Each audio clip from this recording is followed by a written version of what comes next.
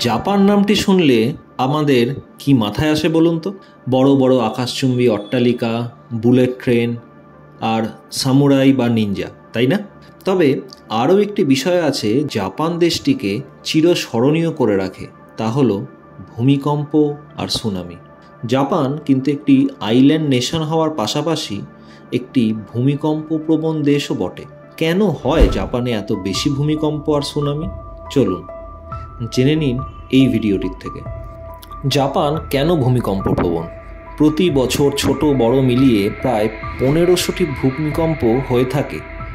এর কারণ হলো দেশটির ভূপ্রাকৃতিক অবস্থান।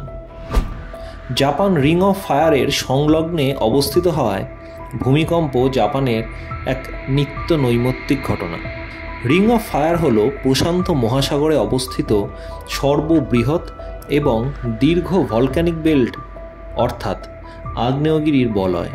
সমগ্র বিশ্বের 40% প্রাকৃতিক বা ভূগর্ভস্থ তাপশক্তি সঞ্চিত আছে রিং অফ ফায়ার অঞ্চলে।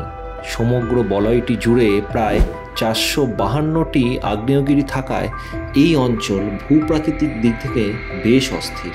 শুধু তাই নয়, এই রিং অফ ফায়ার অঞ্চলেই দুটি কন্টিনেন্টাল প্লেট, এক প্যাসিফিক প্লেট ও দ্বিতীয়টি ফিলিপিনো সি প্লেটের সন্ধিস্থলে অবস্থান করায় জাপান অত্যাধিক ভূমিকম্প প্রবণ। এবার আসি জাপানের ভূমিকম্পের ইতিহাসে।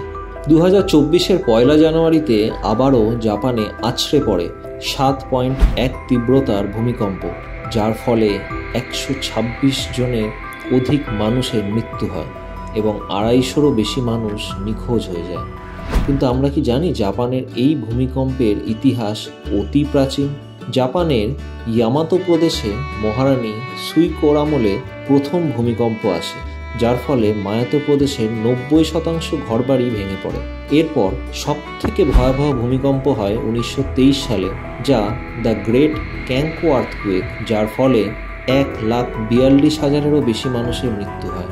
আর বিংশ শতাব্দীর সবথেকে বড় ভূমিকম্পের কথা তো আমরা সকলেই জানি, 2011 সালের তোহোকো আর্থকুয়েক, যার তীব্রতা ছিল রেক্টার স্কেলে 9.1, যার ফলে 19,000-এরও বেশি মানুষের মৃত্যু হয় এবং 2,300-রও বেশি মানুষ নিখোঁজ হয়ে যায়।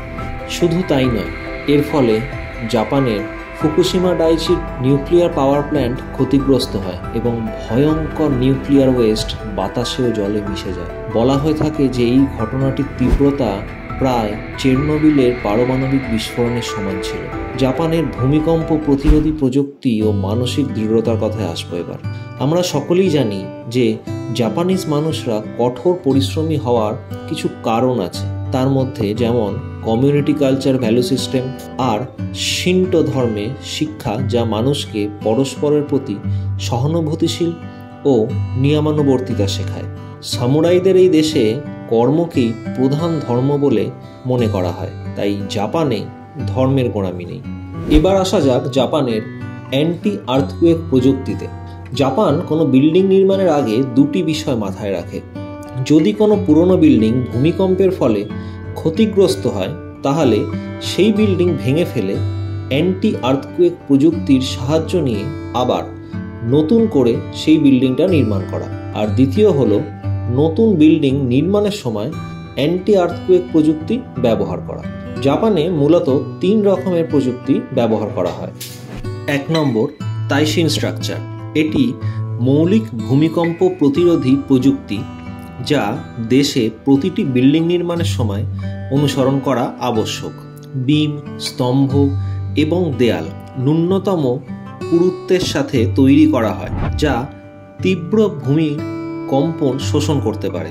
এই মডেলের একমাত্র নেতিবাচক দিক হলো যে বারবার কম্পন বা শক্তিশালী আফটারশকগুলি কাঠামোর ক্ষতি করতে পারে। এই প্রক্রিয়াটি শুধুমাত্র ছোট বিল্ডিং নির্মাণের জন্য ব্যবহার করা হয়।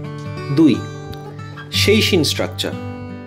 এই প্রক্রিয়াটিতে মূল অট্টালিকার কাঠামোটিকে তার ভিতরের সাথে রবারের লেয়ার বা সিসমিক আইসোলেটার্সের মাধ্যমে আলাদা করে দেয়া হয়, যার ফলে ভূমিকম্প তীব্রতার প্রভাব অনেকটাই কমে প্রশমিত হয়।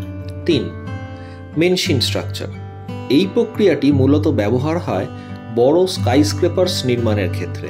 এর বেস বা ভিত হিসেবে সীসা, ইস্পাত বা রবারের পুরু স্তর ব্যবহার করা হয়, যার ফলে ভূমিকম্প হলে এই ভিত এক প্রকার কম্পনের তীব্রতা শোষণ করে নেয়, যার ফলে ভূমিকম্পের তীব্রতা মূল বিল্ডিংয়ে পৌঁছায় না এবং বিল্ডিংটি অক্ষত থাকে। এ তো হলো অট্টালিকার কাহিনী। এবার আসা যাক রাস্তাঘাট নির্মাণের প্রক্রিয়ায়। জাপানের রাস্তাও কিন্তু নির্মাণ হয় এই সিসমিক আইসোলেটার্সের রবার লেয়ার ব্যবহার করি, যার ফলে সাধারণ রাস্তাঘাট ভূমিকম্পের ফলে যতটা ক্ষতিগ্রস্ত হয়, এই অ্যান্টি আর্থকুয়েক রোডস বা ভূমিকম্প প্রতিরোধী রাস্তা মানুষকে অনেক বেশি সুরক্ষা প্রদান করে থাকে।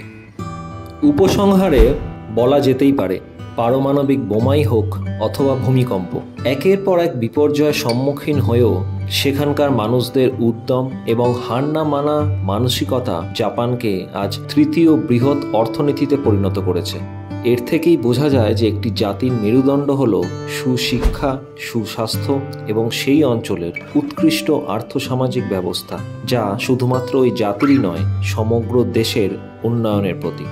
ভিডিওটি কেমন লাগলো তা আমাদের কমেন্ট বক্সে জানাবেন, আর ভালো লাগলে বন্ধুদের সাথে শেয়ার করতে ভুলবেন না। ভালো থাকবেন, ভালো রাখবেন।